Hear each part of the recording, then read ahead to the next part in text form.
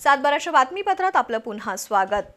राज्य सरकार वारंवार मराठा समाजाची फसवणूक करते। त्यामुळे आता मराठा समाजाला ओबीसी प्रवर्गातून आरक्षण मिळावे या मागणीसाठी मराठा समाजाचे नेते मनोज जरांगे पाटील यांनी 29 ऑगस्ट रोजी मुंबईत आरपारच्या लढाईची घोषणा केली आहे। या लढाईत सहभागी होण्यासाठी हातकणंगले तालुक्यातून 25,000हून अधिक मराठा बांधव स्वखर्चाने 27 ऑगस्ट रोजी मुंबईकडे रवाना होणार असल्याची माहिती हातकणंगले तालुका सकल मराठा समाजाचे शिवाजी पाटील यांनी पत्रकार परिषदेत दिली।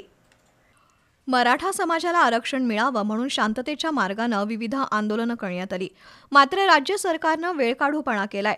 मागच्या वेळी मुंबईकडे जाणारं मराठ्यांचं वादळ रोखून सरकारने आरक्षणाबाबत आदेश देऊन फसवणूक केली।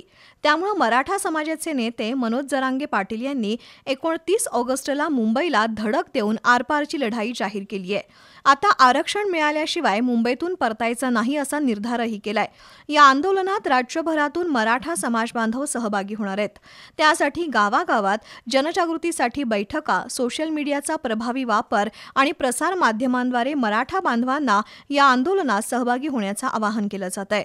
या आंदोलनात हातकणंगले तालुक्यातून किमान 25,000 तर संपूर्ण कोल्हापूर जिल्ह्यातून किमान 1,00,000 मराठा बांधव सहभागी होतील असं शिवाजी पाटील आणि कृष्णात बाणदार यांनी सांगितलं। यावेळी संतोष सावंत, शहाजी भोसले, शरद पाटील, रमेश घोरपडे, अभिजित घोरपडे, मिलिंद पाटील, प्रथमेश माने, श्याम यादव, प्रशांत निकम उपस्थित होते।